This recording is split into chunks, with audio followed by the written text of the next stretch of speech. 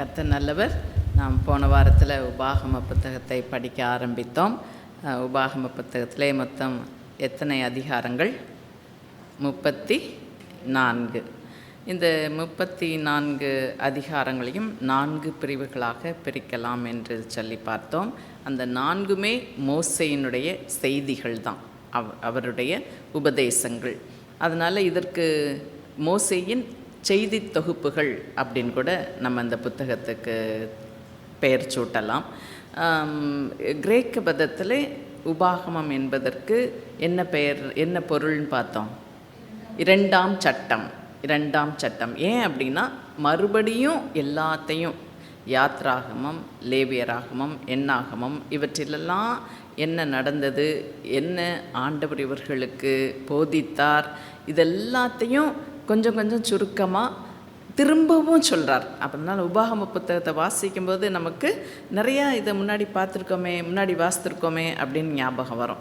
அப்படி முன்னாடி சொல்லப்பட்ட அதே காரியங்களை திரும்பவும் இங்கே மோசே சொல்லுகின்றார். அதனால் இதுக்கு 2ஆம் சட்டம். 2வது முறை ஏன் சொல்கிறாரு, யாருக்கு சொல்கிறாரு அப்படின்னு பார்த்து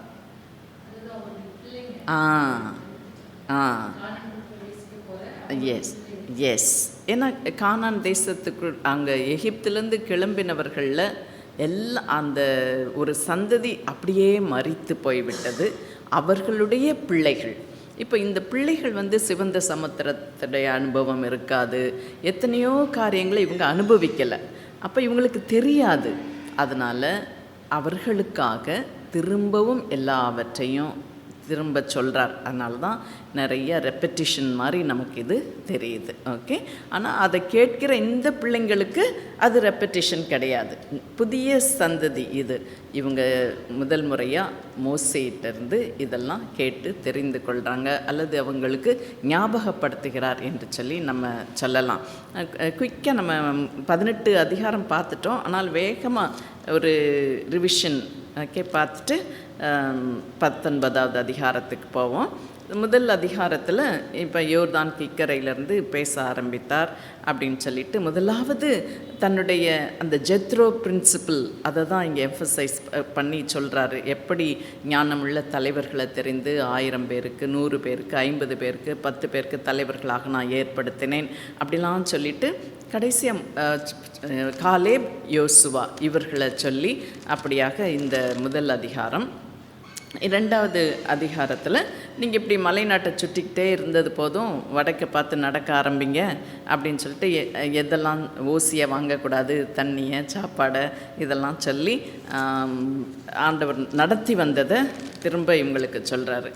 3வது அதிகாரத்துக்கு வரும்பொழுது எப்படி யோக், சீகோன் இந்த ராஜாக்களெல்லாம் எதிர்த்து போரிட்டு நம்ம வந்தோம் அதை சொல்கிறாரு. கடைசி அந்த 3வது அதிகாரத்தில் ரொம்ப சோகமான ஒரு காரியத்தை பார்த்தோம். அது என்ன? மோசே பார்க்குறாரு, ஆண்டவர் நல்ல மூடில் இருக்கார், எனக்கு ரொம்ப நன்மையெல்லாம் செஞ்சுட்டே இருக்கார், நான் என்னோடய விண்ணப்பத்துக்கெலாம் பதில் தந்துகிட்டே இருக்கார் அப்படின்னு சொல்லி ஆண்டவரோட மூடை பார்த்து ஒரு விண்ணப்பம் வைக்கிறார். ஆண்டவரே, நானும் யோர்தானை கடந்து போய் நீங்கள் வாக்குத்தத்தம் பண்ண அந்த பூமியை போயிட்டு வந்துடுறேன், பார்த்துட்டு வந்துடுறேன் அப்படின்னு கேட்குறாரு. இனிமே நீ இதை பற்றி விண்ணப்பம் பேசக்கூடாது அப்படின்னு சொல்லி, இந்த காரியத்தை போதும், இனி இந்த காரியத்தை என்னோடே பேச வேண்டாம் அப்படின்னு சொல்லி ஆண்டவர் முடிச்சிட்டாரு அப்படின்னு சொல்லி பார்க்குறோம். இந்த 4வது அதிகாரம் 44 வரைக்கும் அந்த சமீப காலத்தில் உள்ள அந்த வரலாற்றை திரும்ப சொல்கிறாரு அப்படின்னு சொல்லி பார்த்தோம். அப்படி சொல்லும் பொழுது தான் ஒரு ரொம்ப அருமையான ஒரு வசனம், நாம் கர்த்தரை தொழுது கொள்கிற பொழுதெல்லாம் அவர் நமக்கு சமீபமாய் இருக்கிறது போல தேவனை இத்தனை சமீபமாய் கொண்ட வேறே ஜாதி எது அப்படின்னு சொல்லி அந்த 4வது அதிகாரம் 7வது வசனத்தில் சொல்கிறார். அதுக்கப்புறம் நம்ம இந்த உபாகம புத்தகத்தில் அடிக்கடி பார்க்குற ஒரு வசனம் என்னன்னா, நீ பூமியில் நல்லா இருக்கணுமா, உன்னுடைய ஆயுள் நாள் நல்லா இருக்கணுமா, உன்னுடைய பிள்ளைகள் வாழ்ந்து இருக்கணுமா, நீ செய்ய வேண்டியது ஒன்று என்ன? இந்த கற்பனைகளை கைக்கொள். இந்த நியாயப்பிரமாண புத்தகத்தை நீ படி, நியாயப்பிரமாணத்தை நீ கைக்கொள். இதே தான் நிறைய தடவை அந்த வார்த்தையை ரிப்பீட் பண்ணியிருக்கிறத பார்க்க முடியும். இந்த 4வது அதிகாரத்துலேயும் 9வது வசனத்தின் கடைசி பகுதியில், அவர்கள் பூமியில் உயிரோடு இருக்கும் நாளெல்லாம் எனக்கு பயந்து இருக்கும்படி அவைகளை கற்றுக்கொண்டு தங்கள் பிள்ளைகளுக்கும் போதிக்க கடவுள். கற்றுக்கொள்கிறது மாத்திரம் இல்லை, பிள்ளைகளுக்கு போதிங்க. சிஸ்டர் டெபரா அதை ரொம்ப எம்ஃபசைஸ் பண்ணி சொன்னாங்க இல்லையா? நீங்கள் கற்றுக்கொள்ளுங்க, பிள்ளைகளுக்கும் அதை கற்றுக்கொடுங்க அப்படின்னு சொல்லி சொன்ன அந்த காரியத்தை பார்க்குறோம். அதே அதிகாரத்தில் பாருங்கள் 40வது வசனத்துலேயும், நீயும் உனக்கு பின்வரும் உன் பிள்ளைகளும் நன்றாயிருக்கும்படி உன் தேவனாகிய கர்த்தர் உனக்கு என்றைக்கும் கொடுக்கிற தேசத்திலே நீ நீடித்த நாளாக இருக்கும்படிக்கும் நான் இன்று உனக்கு கற்பிக்கிற அவருடைய கட்டளைகளையும் கற்பனைகளையும் கைக்கொள்ள கடவாய். ரெப்படிஷன், அதில் நிறையா தடவை இந்த வார்த்தைகளை நம்ம இந்த உபாகம புத்தகத்தில் வாசிக்க முடியும். அடுத்த பகுதி, செகண்ட் பார்ட், இந்த புத்தகத்தின் செகண்ட் பார்ட் 4வது அதிகாரம் 44லேருந்து ஆரம்பித்து 26வது அதிகாரம் வரைக்கும் போகுது. இதில் இந்த 4வது அதிகாரம் 4வது அதிகாரம் 44லேருந்து நம்ம பார்த்தோன்னு சொன்னால், அது உடன்படிக்கையின் உத்தரவாதம். அதாவது உடன்படிக்கையை திரும்ப சொல்கிறார். புதிய சந்ததி இல்லையா, புதிய தலைமுறை, அதனால் இவங்களுக்கு உடன்படிக்கையை என்ன அப்படிங்கிறத திரும்ப சொல்கிறாரு. 5வது அதிகாரத்தில்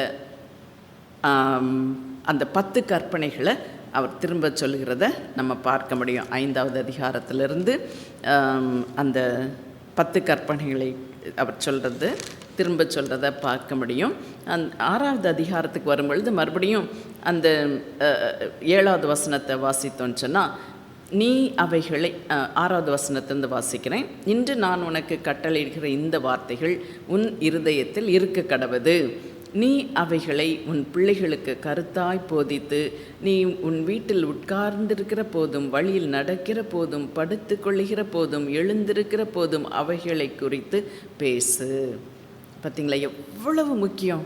நம்ம கற்றுக்கொள்ளுவதும் பிள்ளைகளுக்கு கற்றுக் கொடுப்பதும் ரொம்ப முக்கியம் அப்படிங்கிறது.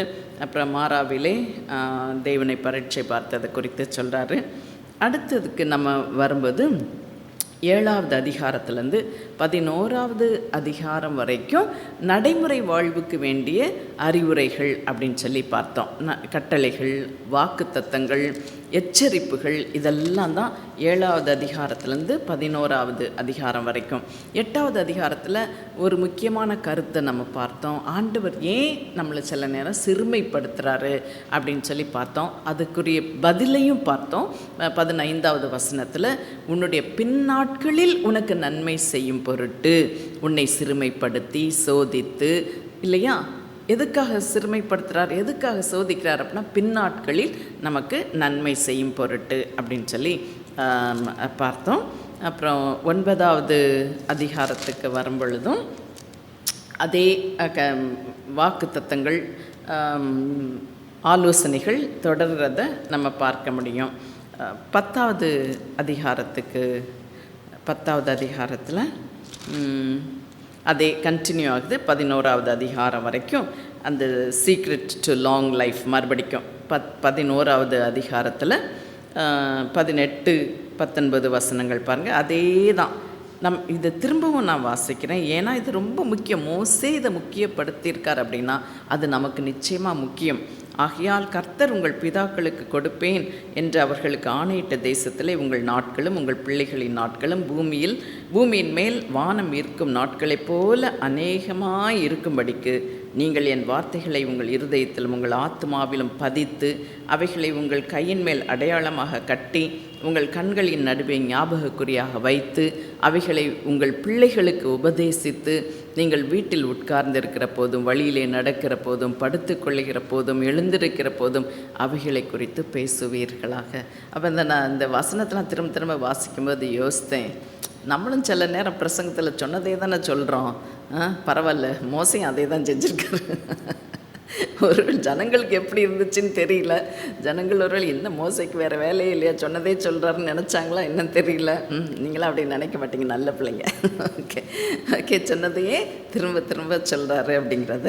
ஏன்னா அது அவ்வளவு முக்கியம். நம்ம வேதத்தை கற்றுக்கொள்வதும், கர்த்தருடைய வார்த்தைகளை கற்றுக்கொள்வதும், பிள்ளைகளுக்கு கற்பிப்பதும் அவ்வளவு முக்கியம். அதனால தான் திரும்ப திரும்ப அதை சொல்கிறார். 12வது அதிகாரத்தில் ஆராதனை பற்றிய சில காரியங்கள், கண்ட இடங்களெல்லாம் உன் தசம பாகத்தை சர்வாங்க தகன பலியை செலுத்தாதபடி எச்சரிக்கையாயிரு.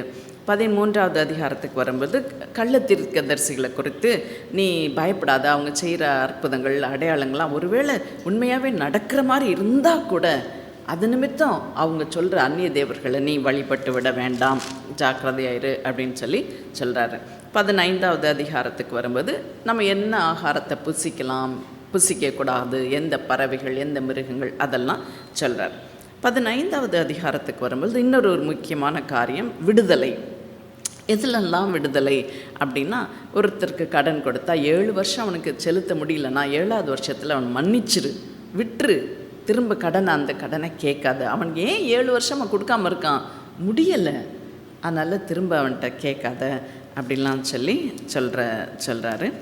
தாராளமாக உன்னுடைய சகோதரனுக்கு உதவி செய், அதெல்லாம் சொல்கிறத பார்க்குறோம்.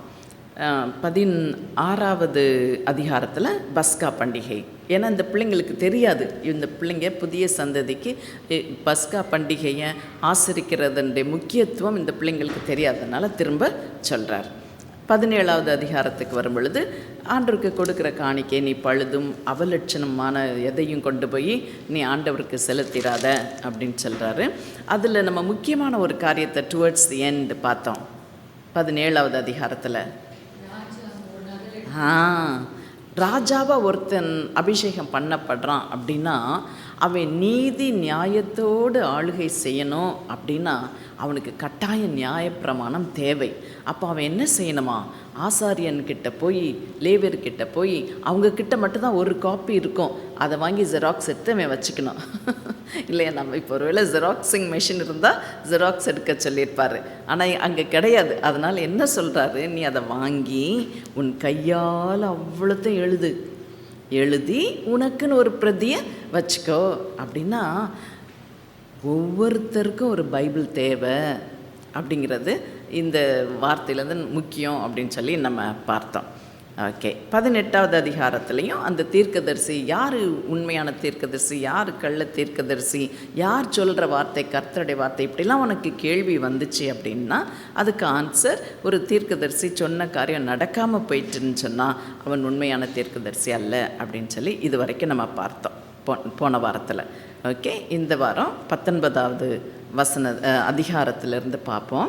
இந்த 19வது அதிகாரத்துலேருந்து 26ஆம் அதிகாரம் வரைக்கும் பார்த்தோன்னா ஒரே காரியம்தான். அதாவது தேசத்திற்கு சமுதாயத்திற்கு வேண்டிய சட்டங்கள், ஆலோசனைகள், எச்சரிப்புகள், இதெல்லாம் ஒரு தேசம் சமுதாயம் இது வரைக்கும் நம்ம பார்த்தது அன்றாட வாழ்க்கைக்கு ஒரு தனி மனிதனுக்கு வேண்டியதெல்லாம் சொன்னார்.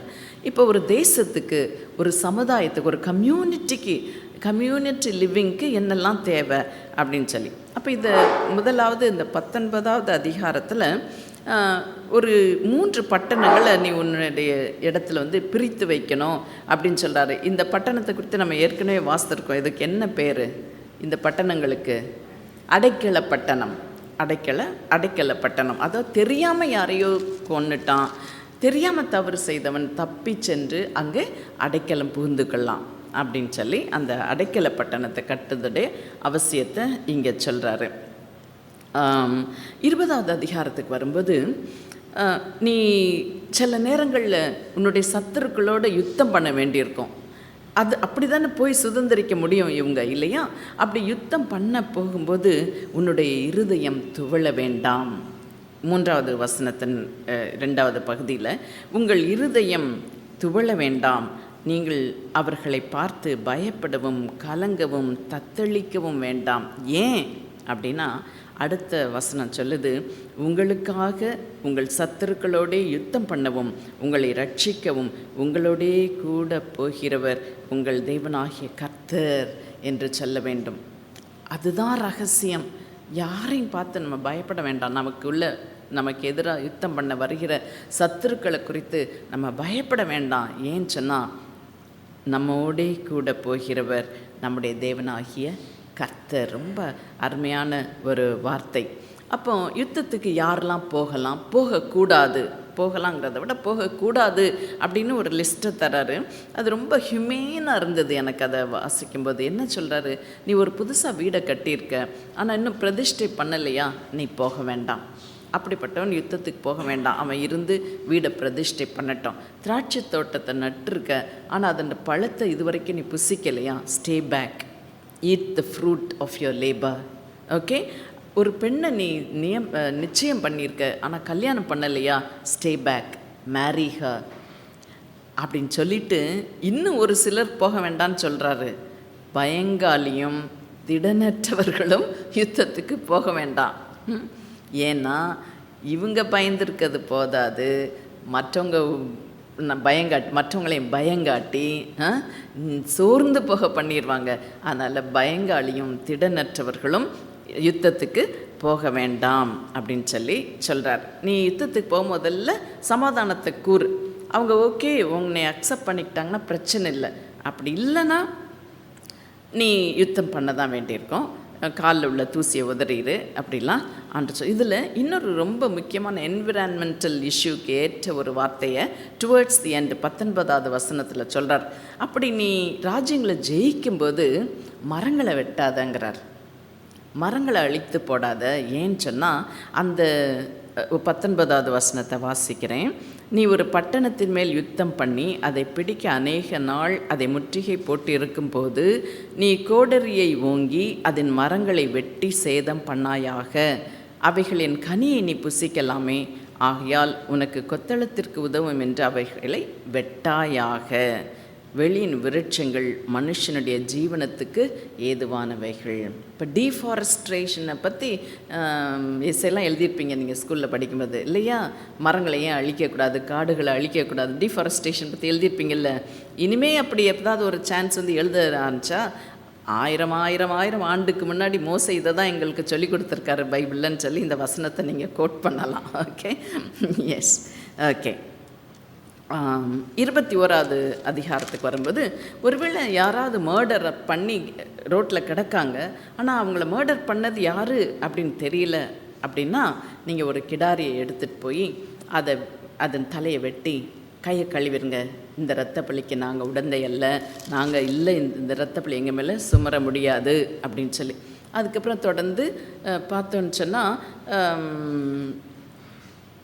ஒரு துஷ்டனாகிய மகனைனா என்ன பண்ணணும் அப்படின்னு பயங்கரம் இதில் சொல்லியிருக்கிறதுபடி நம்ம செய்ய முடியாது. அவன் அடங்காத துஷ்டனாக இருந்தால் என்ன செய்யணும் அப்படின்லாம் சொல்லியிருக்கு. இப்போ அப்படி இல்லை. நமக்கு கண்ணுக்கு கண் பல்லுக்கு பல்லுங்கிற அந்த சட்டம் இப்போ இல்லை. அதனால் இதை ஃபாலோ பண்ணணும்னு நம்ம நினச்சிட வேண்டாம். இப்போ நம்ம இருக்கிறது கிரேஸ் பீரியட். நம்ம என்ன தவறு செய்தாலும் ஆண்டவரிடத்தில் உண்மையாக மன்னன் திரும்பும்போது அவர் நம்ம மன்னிக்கிற தேவனாக இருக்கிறார். ஓகே, அதனால் இந்த சட்டங்களை நம்ம ஃபாலோ பண்ணணும் அப்படின்னு இதில் எழுத்தின்படி ஃபாலோ பண்ணணும்னு நினைக்க வேண்டாம். ஏன்னா அப்படிப்பட்ட துஷ்ட மகனை கொன்று போடுன்னு இருக்கார். அப்படி பார்த்தா நிறைய கொன்று போட்டு தீமையை உன்னை விட்டு அகற்றி விடு அப்படின்ருக்கு. அது பழைய ஏற்பாட்டின் காலம். ஓகே, நியாயப்பிரமாணத்தின் காலத்தை ஆண்டவர் கிருபையின் காலமாக இயேசு கிறிஸ்து நமக்காக சிலுவையில் மரித்தபடினாலே எல்லாவற்றையும் மாற்றி அமைத்திருக்கின்றார். Okay, okay. இது அதை 22வது அதிகாரத்தில் ஒரு சகோதரனுடைய ஆடாவது வழி தப்பி போனால் எனக்கு என்ன அப்படின்னு இருந்துடாத, அதை அவனிடத்தில் திருப்பி கொண்டு போய் கொடு. இதெல்லாம் ஒரு நல்ல ஒரு சிட்டிசனாக நம்ம இருக்கிறதுக்கு, நல்ல ஒரு ஹியூமன் பீயிங்காக இருக்கிறதுக்கு உரிய நல்ல ஆலோசனைகளை இங்கே பார்க்கிறோம். தொடர்ந்து ஒருவேளை திருமணத்தில் கணவன் மனைவிக்கு பிரச்சனை வந்தால் அதை எப்படி டீல் பண்ணணும் அதெல்லாமே இந்த அதிகாரத்தில் கொடுக்கப்பட்டிருக்கு. 15வது அதிகாரத்துக்கு 23வது அதிகாரத்துக்கு வரும் பொழுது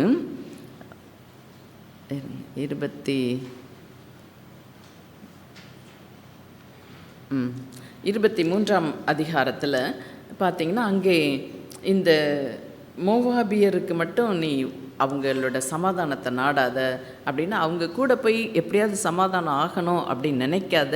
ஏன்? பீலையாம் அவங்க கூலிக்கு அமைத்து உன்னை எப்படியாவது சபிக்கணும்னு எவ்வளவோ அந்த ராஜா பாலாக் முயற்சி பண்ணினான். அதனால் அவனோட சமாதானம் ஆகும்படி நீ நாட வேண்டாம் அப்படின்னு சொல்லியிருக்கிற காரியம். அப்புறம் கடன் கொடுக்கும்போது உன்னுடைய சகோதரனிடத்தில் நீ வட்டி வாங்காத. ஒருவேளை அந்நியன்கிட்ட வட்டி வாங்கினா அது ஓகே, ஆனால் உன் சகோதரன்கிட்ட வட்டி வாங்காத.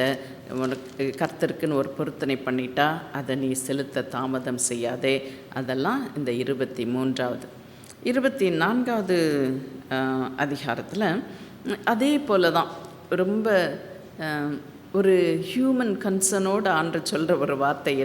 5வது வசனம், ஒருவன் ஒரு பெண்ணை புதிதாய் விவாகம் பண்ணியிருந்தால் அவன் யுத்தத்திற்கு போக வேண்டாம், அவன் மேல் யாதொரு வேலையும் சுமத்த வேண்டாம். 1 வருஷத்துக்கு அவனுக்கு ஹனிமூன் தான், விட்டுருங்க அவனை ஃப்ரீயாக அப்படின்னு சொல்கிறாரு. ஓகே, 1 வருஷத்துக்கு அவன் யுத்தத்துக்கு போகக்கூடாது, ரொம்ப கடினமான வேலையை அவன் மேலே சுமத்த வேண்டாம், அவன் சந்தோஷமாக இருக்கட்டும். இதை வாசிக்கும்போது எனக்கு மேரேஜ் ஆன புதுசில் ரொம்ப சந்தோஷமாக இருக்கும். Okay, yes. அது அப்படி தொடர்ந்து பார்த்தா இன்னும் ரொம்ப சீரியஸாக சில காரியங்களை சொல்கிறாரு. 17வது வசனத்துலலாம், நீ அந்நியனுடைய நியாயத்தையும் திக்கற்ற பிள்ளையின் நியாயத்தையும் புரட்டாமல் விதவையின் வஸ்திரத்தை அடகாக வாங்காமலும் இருந்து நீ எகிப்திலே அடிமையாக இருந்ததையும் உன் தேவனாகிய கர்த்தர் உன்னை அங்கேயிருந்து மீட்டு கொண்டு வந்ததையும் நினைப்பாயாக. அப்படி இந்த பிள்ளைகளுக்கு எப்படி நம்ம கரிசனை உள்ளவங்களாக இருக்கணும். ஒரு அரிக்கட்டை அறுத்துட்டு ஒரு கட்டை வச்சுட்டு வந்துட்டேன், ஐயோ திரும்ப போய் எடுக்கணும், அப்படி போகாத. அதை ஏழைகளுக்கு எளியவர்களுக்கு பரதேசிக்கு விட்டுரு, அவங்க வந்து எடுத்துக்கிடட்டும். திராட்சை பழத்தை அறுத்துட்டு ஐயோ கொஞ்சத்தை அறுக்காமல் வந்துட்டேன், திரும்பி போகாத, அதில் இருக்கிற பழத்தை மற்றவங்க சாப்பிடட்டும், விடு. இப்போ ஜெனராசிட்டி, அந்த ஒரு ஜெனரஸ் ஸ்பிரிட் நம்ம எல்லாருக்கும் வேண்டும் அப்படின்னு சொல்லி மோசே அந்த ஜனங்களுக்கு சொல்லி கொடுக்குறார். Okay, S. 25ஆம் அதிகாரத்தில் மறுபடியும் பாருங்கள், 15வது வசனம் சொன்னதே சொல்கிறாருன்னு சொன்னேன்ல, அதே தான். உன் தேவனாகிய கர்த்தர் உனக்கு கொடுக்கும் தேசத்தில் உன் நாட்கள் நீடித்திருக்கும்படி குறையற்ற சுமுத்திரையான நிறைக்கல்லும் குறையற்ற சுமுத்திரையான படியும் உன்னிடத்தில் இருக்க வேண்டும். அதான் கர்த்தருடைய கட்டளைகளை கைக்கொள். உன்னுடைய கர்த்தர் உனக்கு கொடுக்குற தேசத்தில் உன் நாட்கள் நீடித்திருக்கும், நீண்ட ஆயுள் உடையவனாக இருக்கணும் அப்படின்னு நினச்சா நீ வந்து இப்படி கர்த்தருடைய வார்த்தைகளுக்கு பயந்து அப்படின்னு சொல்லி 26வது அதிகாரத்தில்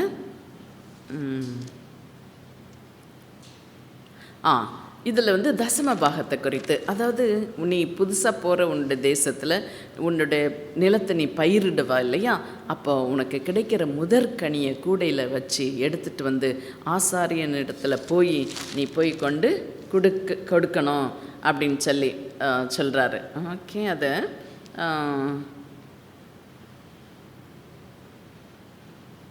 அதாவது நீ கூடையில் வச்சு லேவியனை தேடி போய் நீ கொடுக்கணும் அப்படின்னு இருக்கும். இந்த அதிகாரத்தில் வாசித்தீங்கன்னு சொன்னால், அந்த வசனத்தை வாசித்துறேன். 10வது வசனம், இப்போதும் இதோ கர்த்தாவே தேவரீர் எனக்கு கொடுத்த நிலத்தினுடைய கனிகளின் முதற் பலனை கொண்டு வந்தேன் என்று சொல்லி அதை உன் தேவனாகிய கர்த்தருடைய சந்நிதியில் வைத்து உன் தேவனாகிய கர்த்தருடைய சந்நிதியில் பணிந்து நீயும் லேவியனும் உன்னிடத்தில் இருக்கிற பரதேசியும் உன் தேவனாகிய கர்த்தர் உனக்கும் உன் வீட்டாருக்கும் அனுகிரகம் பண்ணின சகல நன்மைகளின் நிமித்தமும் சந்தோஷப்படுவீர்களாக. நான் எங்கள் அம்மா பற்றி சொல்லியிருப்பேன். இந்த தசம பாகம் எங்கள் அம்மா ஒரு லிஸ்ட் போடுவாங்க, இந்த மாதத்துக்கு எவ்வளோ செலவாகுதுன்னு. அந்த காலத்தில் 1000 ரூபாய் செலவாகும் அப்படின்னு லிஸ்ட் போட்டால் 100 ரூபாய் எடுத்து வச்சு அந்த சூயிங் கிளாஸில் வர்ற அந்த மந்த்லி ஃபீஸில் 100 ரூபாய் வந்தோடனே அதை எடுத்து வச்சு கவரில் வச்சு கொண்டு போய் பாஸ்டர்கிட்ட கொடுத்துட்டு வந்துடுவாங்க.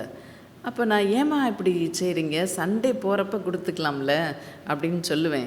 அப்போ எங்கள் அம்மா இந்த வசனத்தை எனக்கு சொல்லியிருக்காங்க. மோசே சொல்லியிருக்காரு, முதற்கனி கிடச்ச உடனே அதை கொண்டுட்டு போய் லேவியன்கிட்ட கொடுக்கணும். ஏன்னா அதை வச்சுருந்தா சில நேரம் செலவாயிரும், வேறு எதுக்காவது செலவு பண்ணிடுவோம். இதுதான் அவசர செலவுன்னு என்னதாவது ஒன்று வந்துடும், நமக்கு மனசு அப்படி சில நேரம் மாறிடும். அதனால் முதற் பலன்னு கிடச்ச உடனே போய் பாஸ்டர்கிட்ட கொடுத்துருவேன் அப்படின்னு சொல்லி அதுக்கு தான் கொடுக்குறேன் அப்படின்னு சொல்லி இந்த வசனத்தை எங்கள் அம்மா நான் காலேஜ் டேஸில் இருக்கும்போது அப்படி கேட்பேன், ஏம்மா கொண்டு போய் கொடுக்குறீங்க அதுக்குன்னு, சண்டே போகக்கூடாதா அப்படின்னு சொல்லுவேன். அப்போ இந்த காரியத்தை சொல்லுவாங்க எங்கள் அம்மா, எனக்கு அது ஞாபகம் வந்தது. ஓகே, அப்போது இப்படி சொல்லிட்டு இதெல்லாம் இந்த கட்டளைகளின் படி மறுபடியும் பாருங்கள் 16வது வசனம், இந்த கட்டளைகளின் படியும் நியாயங்களின் படியும் நீ செய்யும் பொருட்டு இன்று உன் தேவனாகிய கர்த்தர் உனக்கு கட்டளையிடுகிறார். ஆகையால் முழு இருதயத்தோடு முழு ஆத்மாவோடும் அவைகளை காத்து நடக்க கடவாய். பார்த்தீங்களா, எத்தனை தடவை அந்த வார்த்தையை நம்ம வாசித்துட்டோன்னு. இதெல்லாம் சொல்லிட்டு தான் சொல்கிறாரு கடைசி வசனத்தில், நான் உண்டு பண்ணின எல்லா ஜாதிகளை பார்க்கிலும் புகழ்ச்சியிலும் கீர்த்தியிலும் மகிமையிலும் உன்னை சிறந்திருக்கும்படி செய்வேன்.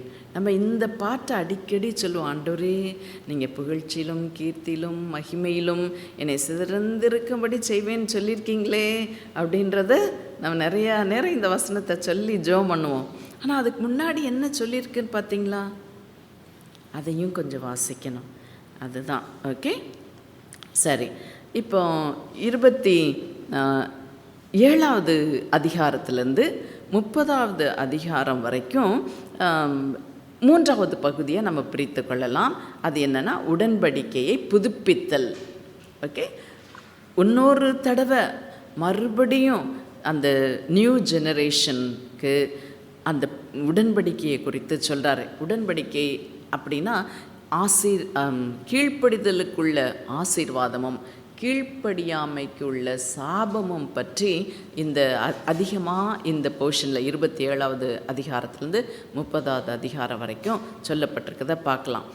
இந்த அதிகாரத்தில் பார்த்திங்கன்னா 2 மலையை ஆண்டவர் தெரிஞ்சு கொள்கிறாரு.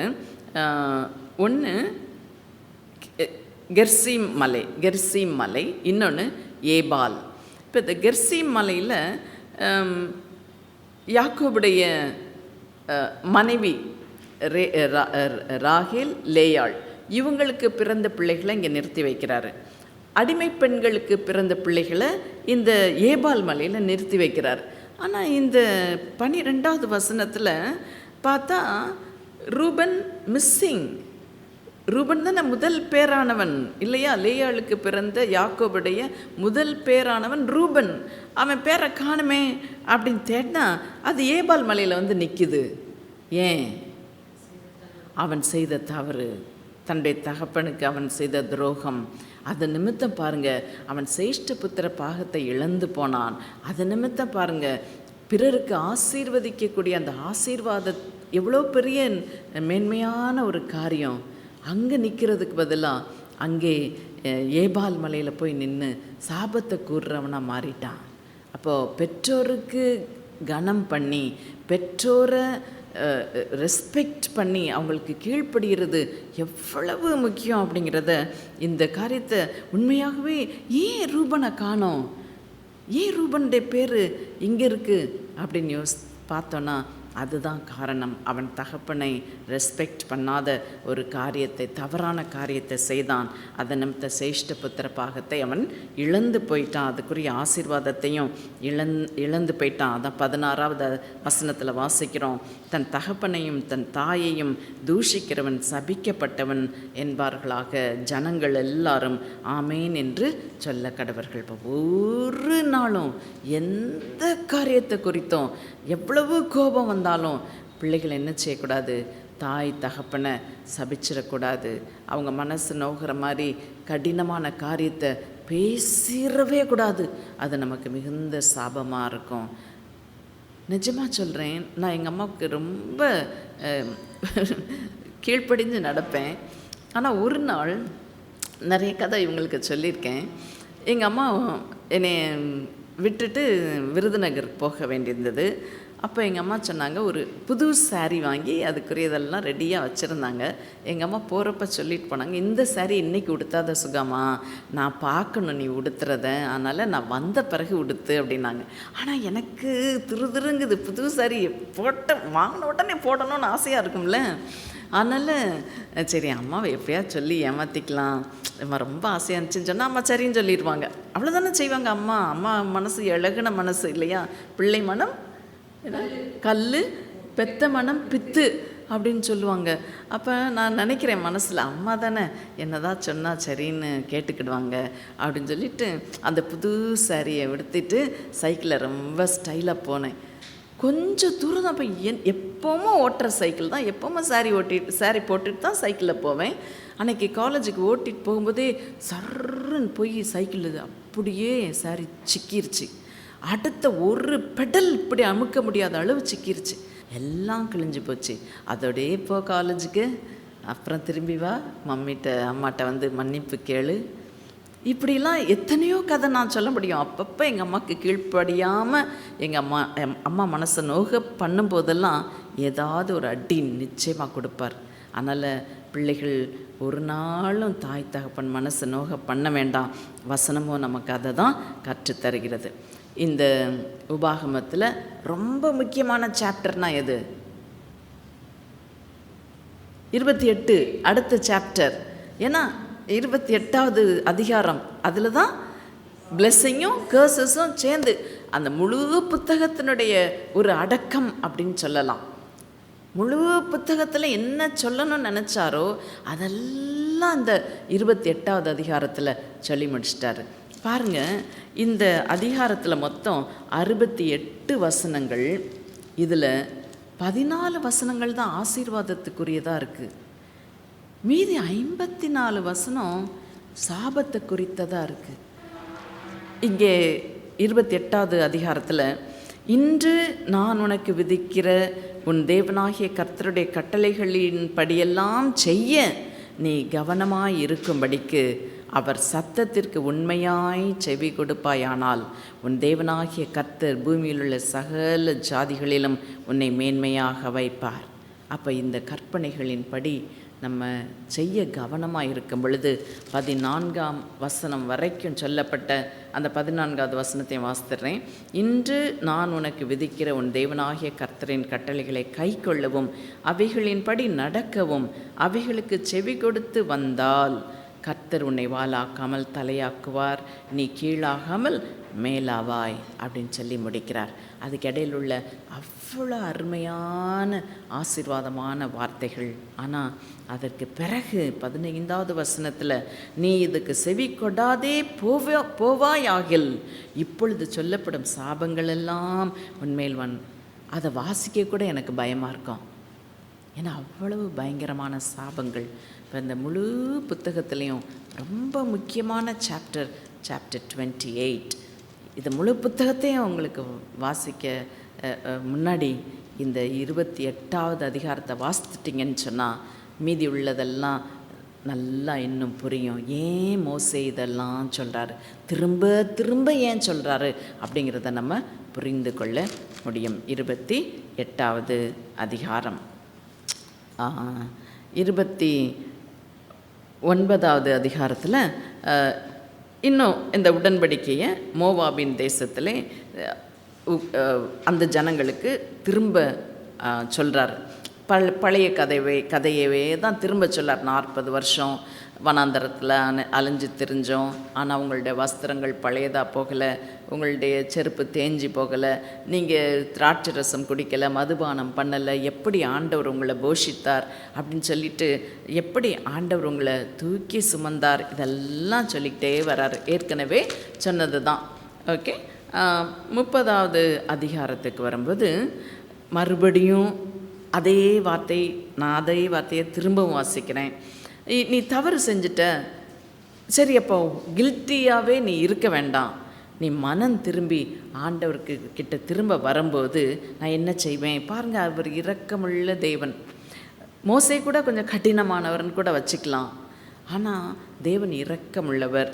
பாருங்கள், நீயோ மனம் திரும்பி கர்த்தரின் சத்தத்திற்கு செவி கொடுத்து நான் இன்று உனக்கு கற்பிக்கிற அவருடைய எல்லா கற்பனைகளின் படியும் செஞ்ச அப்படின்னு சொன்னால் அப்பொழுது உனக்கு நன்மை உண்டாகும்படி உன் தேவனாகிய கர்த்தர் உன் கைகள் செய்யும் எல்லா வேலைகளிலும், உன் கற்பத்தின் கனியிலும், உன் மிருக ஜீவனின் பலனிலும், உன் நிலத்தின் கனியிலும் உனக்கு பரிபூரணம் உண்டாக செய்வார். பாருங்கள், உன்மேலும் உனக்கு நன்மை உண்டாக திரும்பவும் சந்தோஷமாக இருப்பார் அப்படின்னு சொல்லிட்டு அந்த 15வது வசனத்தில் சொல்கிறார், இதோ ஜீவனையும் நன்மையையும் மரணத்தையும் தீமையையும் இன்று உனக்கு முன்னே வைத்தேன். நீ பிழைத்து பெருகும்படிக்கும் நீ சுதந்தரிக்கப் போகிற தேசத்தில் உன் தேவனாகிய கர்த்தர் உன்னை ஆசீர்வதிக்கும்படிக்கும் நீ உன் தேவனாகிய கர்த்தரிடத்தில் அன்பு கூறவும் அவர் வழிகளில் நடக்கவும் அவர் கற்பனைகளையும் கட்டளைகளையும் நியாயங்களையும் கைக்கொள்ளவும் நான் இன்று உனக்கு கற்பிக்கிறேன். அப்போ ஜீவன் வேணுமா, நன்மை வேணுமா, நம்ம என்ன செய்யணும்? கர்த்தருடைய வார்த்தைகளை, அவருடைய கற்பனைகளை, அவருடைய கட்டளைகளை, நியாயங்களை கை கொண்டு அவருக்கு கீழ்ப்படிந்து நடக்க வேண்டும். அதை தான் இந்த 3rd பார்ட்டில் நம்ம பார்க்குறோம். 31வது அதிகாரத்துலேருந்து 34வது அதிகாரம் வரைக்கும் 4வது பகுதி. அது மோசேயினுடைய கடைசி செய்திகள் அப்படின்னு நம்ம சொல்லலாம். ஏன்னா மோசே மரிக்க போகின்றார்.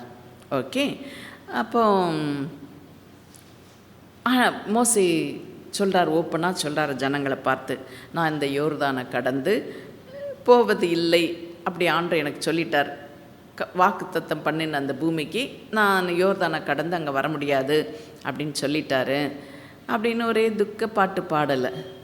அவங்கள பார்த்து சொல்கிறாரு, ஜனங்களை பார்த்து, நீங்கள் பலங்கொண்டு திடமனதாயிருங்கள், அங்கே போகிற ஜனங்களை பார்த்து நீங்கள் பயப்பட வேண்டாம் அப்படின்னு சொல்லி இப்போ மோசே யோசுவாவை அழைத்து இஸ்ரவேல் எல்லாரையும் பார்த்திருக்க அவனை நோக்கி சொல்கிறாரு. இன்றைக்கி பிரசங்கத்தை கூட சொன்னேன் இல்லையா, எப்படி தான் உயிரோடு இருக்கிற அந்த நாளில் யோசுவாவை ஒரு தலைவனாக தெரிந்து கொண்டு இப்போ அவனை பார்த்து சொல்கிறார், பலம் கொண்டு திடமனதாக இரு, கர்த்தர் இவர்களுக்கு கொடுப்பேன் என்று இவர்களுடைய பிதாக்களுக்கு ஆணையிட்ட தேசத்துக்கு நீ இந்த ஜனத்தை அழைத்து கொண்டு போய் இதை அவர்கள் சுதந்தரிக்கும்படி செய்வாய். கர்த்தர் உனக்கு முன்னாடி போவார், பயப்படாதப்பா அப்படின்னு அவரை யோசுவாவை ஸ்ட்ரென்தன் பண்ணுறாரு அப்படின்னு சொல்லி பார்க்கின்றோம். அடுத்து 31வது அதிகாரத்தில் இதெல்லாம் சொல்லிவிட்டு இப்போ நான் மரித்து போயிடுவேன் அதெல்லாம் சொல்லிடுறாரு. சொல்லிவிட்டு ஒரு பாட்டு பாடுறாரு. அதுதான் 32வது அதிகாரம். இப்போது இன்னும் எவ்வளோ நாள் தெரியாது மோசே மரிக்க போகிறார். ஆனால் மரிக்க முன்னாடி என்ன பாட்டு பாடணும்? சோக பாட்டு தானே பாடியிருக்கணும். ஐயோ சாக போகிறேனே, அதுவும் எப்படி இந்த கானான் தேசத்தை பார்க்காம போகிறேனே, அங்கே நுழையாமல் போகிறேனே அப்படின்னு துக்க பாட்டு பாடியிருக்கணும். ஆனால் உள்ளம் நிறைந்து கர்த்தருக்கு நன்றி சொல்லி ஜனங்களை வாழ்த்தி ஆசீர்வதித்து ஒரு பாட்டு. அதுதான் 32வது அதிகாரத்தில் நம்ம பார்க்கிறோம். 32வது அதிகாரத்தில் முதல் 47 வசனங்கள் அவர் பாடிய நன்றி பாடல், ஆசீர்வாதத்தின் பாடல். பாருங்கள், 47வது வசனத்தை மட்டும் நான் வாசிக்கிறேன். இது உங்களுக்கு வியர்த்தமான காரியம் அல்லவே, இது உங்கள் ஜீவனாயிருக்கிறது. நீங்கள் சுதந்தரித்து கொள்ளும்படி யோர்தானை கடந்து போய் சேரும் தேசத்திலே இதனால் உங்கள் நாட்களை நீடிக்க பண்ணுவீர்கள் என்றான். இப்போ கர்த்தருடைய பிரமாணங்கள், சாட்சி வார்த்தைகள் இதை தான் மறுபடியும் சொல்லி நீங்கள் இதன்படி செய்தால் உங்களுடைய நாட்களை நீடிக்க பண்ணுவீர்கள் அப்படின்னு சொல்லி. அப்போ அன்று போதும்ப்பா பாட்டெல்லாம் பாடினது, வா வா இப்போ ரெடியாகு சாகிறதுக்கு அப்படின்னு சொல்லி கூப்பிட்றாரு. 48வது வசனத்தில், அந்த நாளில் தானே கர்த்தர் மோசே நோக்கி பாட்டு பாடி முடிக்கிறாரு. ஆண்டு கூப்பிட்டாரு. ஓகே, போதும்ப்பா பாட்டு, வா வா அப்படின்னு. ஓகே, கர்த்தர் மோசேயை நோக்கி, நீ எரிகோவுக்கு எதிரான மோவாப் தேசத்தில் உள்ள இந்த அபாரீம் என்னும் மலைகளில் இருக்கிற நேபோ பர்வதத்தில் ஏறி நான் இஸ்ரவேல் சந்ததியாருக்கு காணியாட்சியாக கொடுக்கும் கானான் தேசத்தை பார்.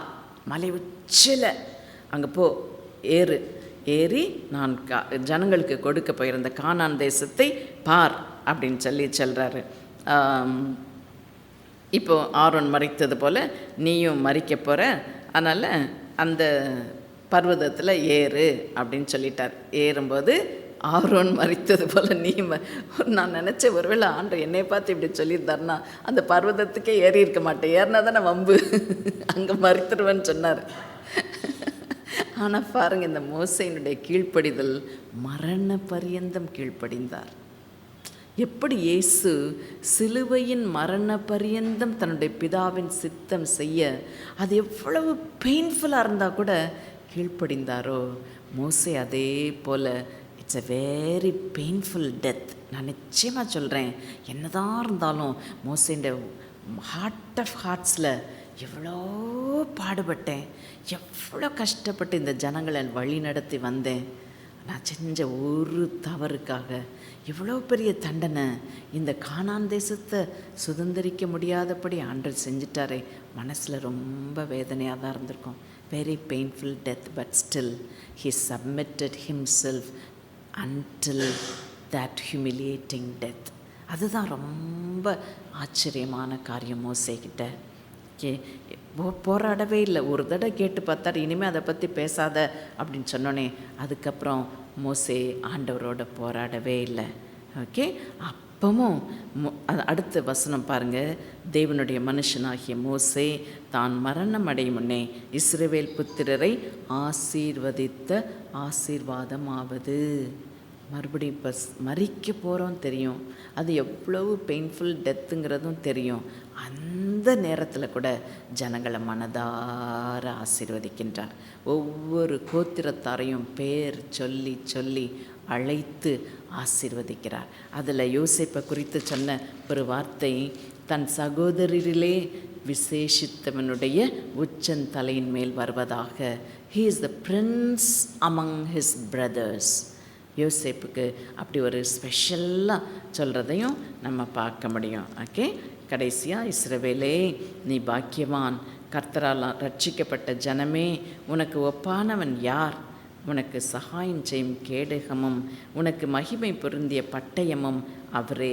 உன் சத்துருக்கள் உனக்கு இச்சகம் பேசி அடங்குவார்கள், அவர்கள் மேடுகளை மிதிப்பாய் என்று சொன்னான். அப்போ மறிக்க போகிற சந்தர்ப்பத்தில் கூட மனதார ஜனங்களை ஆசீர்வதித்தார். 12 கோத்திரத்தாரையும் பெயர் சொல்லி சொல்லி சொல்லி அழகாய் ஆசீர்வதித்தார், உள்ளம் நிறைந்து ஆசீர்வதித்தார் என்பதை இந்த 32வது அதிகாரத்தில் நம்ம பார்க்க முடியும்.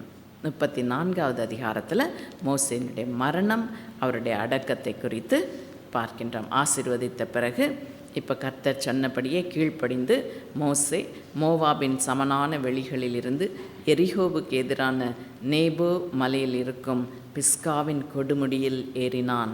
அப்பொழுது கர்த்தர் அவனுக்கு தான் மட்டுமல்ல கீலேயாத் தேசம் அனைத்தையும், அதாவது கானான் தேசம் அனைத்தையும் அப்படியே சுற்றி பார்த்துக்கோப்பா அப்படின்னு சொல்லி சொல்லிட்டு அப்பமும் சொல்கிறாரு, இதை உன் கண் காணும்படி செய்தேன். 4வது வசனத்தின் கடைசி பகுதி, ஆனாலும் நீ அவ்விடத்துக்கு கடந்து போவதில்லை. மறுபடியும் ரிமைண்ட் பண்ணுறார், எவ்வளோ பெயின்ஃபுல் இல்லையா? நீ அந்த இடத்துக்கு கடந்து போவதில்லை என்று சொன்னார். அப்புறம் அடுத்த வசனம் சொல்லுது, அவ்விடத்திலே கர்த்தருடைய வார்த்தையின்படியே மோசே மரித்தான். அதுக்கு அடுத்த வசனம்தான் கிளைமேக்ஸ். என்ன சொல்லுதுன்னா, மோசே அவனை மோவாப் தேசத்தில் உள்ள பெத்பேயோருக்கு எதிரான பள்ளத்தாக்கிலே அடக்கம் பண்ணினார். மோசே அடக்கம் பண்ணினது யார்? தேவாதி தேவன். வேறு யாருக்கும் கிடைக்காத ஒரு ஸ்லாக்கியம் இந்த மோசேக்கு கிடைத்த. தேவனே அந்த மோசேயை அடக்கம் பண்ணினார். மோசே மரிக்கிற பொழுது 120 வயதாக இருந்தான். அவன் கண் இருளடையவும் இல்லை, அவன் பலன் குறுகவும் இல்லை என்று சொல்லி நம்ம பார்க்கிறோம். ஓகே, ஜனங்கள் அப்புறம் மோசேக்காக அழுது புலம்பினார்கள் என்று பார்க்கிறோம். கடைசியாக கர்த்தரை முகமுகமாய் அறிந்த மோசேயைப் போல ஒரு தீர்க்கதரிசியும் இஸ்ரவேலில் அப்புறம் எழும்பினதில்லை என்று விளங்கும். அந்த வார்த்தைகளோடு உபாகம புத்தகம் முடிவடைகின்றது. ஏதாவது கேள்விகள் இருக்கா உங்களுக்கு?